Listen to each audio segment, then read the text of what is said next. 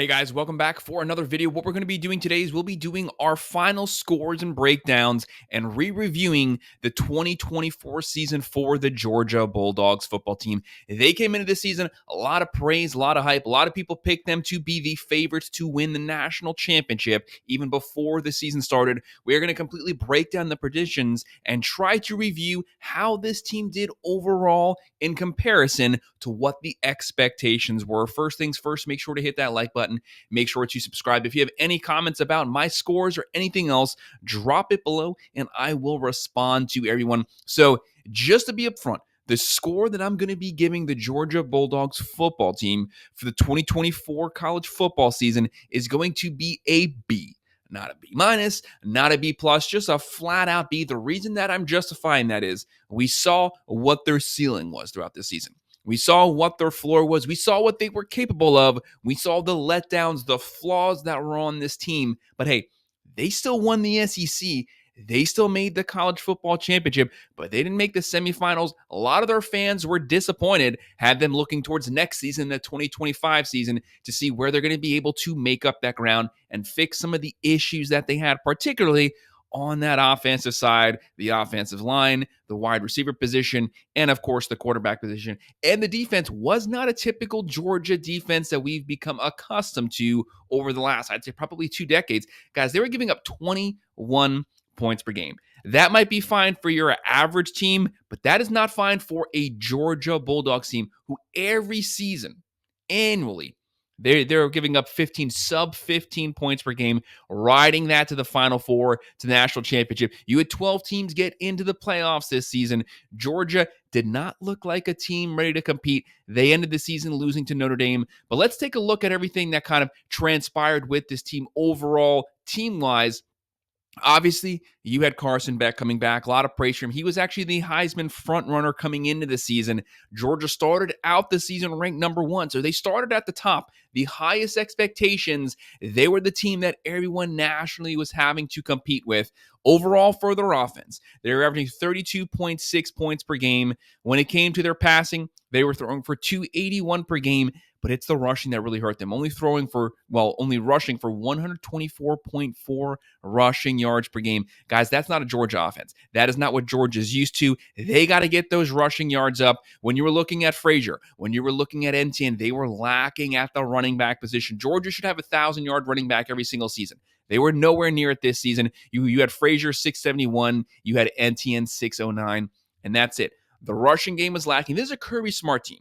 They play defense, they play special teams, they run the ball. This season, they got into some up-tempo, high-octane passing offense, and it did not work. Carson Beck took a step back throwing the ball. Overall, 3,500 yards, 28 touchdowns, 12 picks. Very accurate quarterback. The stats were so bad, he ended up transferring in the offseason. They had to go with Gunn Stockton at the very end to lead them through the playoffs. They were lacking in the passing game. They did not have a lot of weapons at wide receiver. They didn't have a great running game. Their offensive line had a lot of holes. Carson Beck is going to have a better offensive line on the Miami Hurricanes than he had on the Georgia Bulldogs. As the Georgia Bulldogs fans out there, that should piss you off. That line should be one of your strengths, one of your foundational pieces, and the defense, although they're sending a lot of guys to the draft. Very talented defense. ESPN had them ranked as the number 2 overall roster. They were just lacking at the playmaker position when it came to time to make a play on the field. Situationally, they were giving up 21 points a game, and you had the Buckeyes number 1 giving up 10 points per game. So you see, they gave almost twice as many points as the top teams in the nation. That is unacceptable for Georgia, but you still won the SEC. Looking at their schedule coming into the season, they started out the season great. They blew the brakes off of Clemson. Everybody was scared of Georgia after week 1. They won that one 34-3. Follow that up, Tennessee Tech 48-3. Kentucky 13-12. That's when things start showing some cracks, when everyone starts saying 13 points scored against Kentucky, and they only had 4 field goals, and they easily could have won that game. A lot of questionable decisions there at the very end, a lot of questionable calls, but Georgia won it fair and square, but we're starting to see cracks form in the foundation. Then they play Alabama. They lose that one 41-34, but it wasn't a bad loss because they were down 20-something points. Fought their way back, took the lead, lost it at the very end, but you lost to Alabama. That's okay. everything is still in front of you. 12 teams make the playoffs this season. You just got to win 10 games, and you are in coming out of the SEC.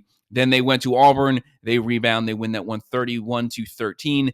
Mississippi State 41-31. You were starting to see that defense starting to show a lot of cracks. They definitely were showing the whole second half of the season as they started to get wore out, as the injuries started to pile up. And then they play Texas. They win that one 30-15. Texas just could not beat them this season. Florida 34-20, but that was with Florida's third string quarterback. Georgia was not able to put that game away and dominate it from start to finish. They had flares, but again, we're starting to see the lack of the killer instinct on this Georgia Bulldogs team. And then they lose to Ole Miss 28-10. Okay.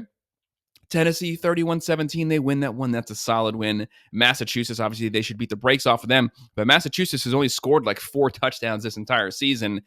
Georgia let them get 21 there. And then they played Georgia Tech. That was just an awful game, an 8 overtime game. I said when that week was happening, this Georgia team, they're going nowhere. They will make the playoffs, but they're going to go nowhere once they get to the playoffs. This defense is not good. If they face a mobile quarterback, they cannot get them on the ground. They cannot dominate the line of scrimmage, the offensive line or the defensive line. And that's exactly what transpired when they went to the playoffs and they lost to Notre Dame. They followed that game up. They beat Texas in overtime for the SEC championship. That's why they at least get a B. They win the SEC. They make the championship. The very first team they play in the championship, they are dominated at the line of scrimmage. They are out physicaled. They are pushed up and down the field. Notre Dame does whatever they want to do. They want to line up. They want to run it down your throat. And Georgia let them do it. They lose that one 23-10. It's the way they lost that keeps them from being out of the A category. You at least got to make the semifinals. This isn't a team that had no expectations. This was the number 1 team starting out the season. Massive expectations, the number 2 overall roster, talented, the Heisman frontrunner at the quarterback position, loaded with first-round NFL picks. They let down.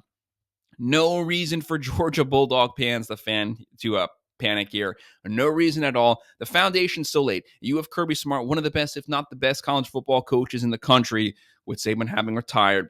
No reason to panic. You can't be in the Final Four. You can't win the national championship every single season.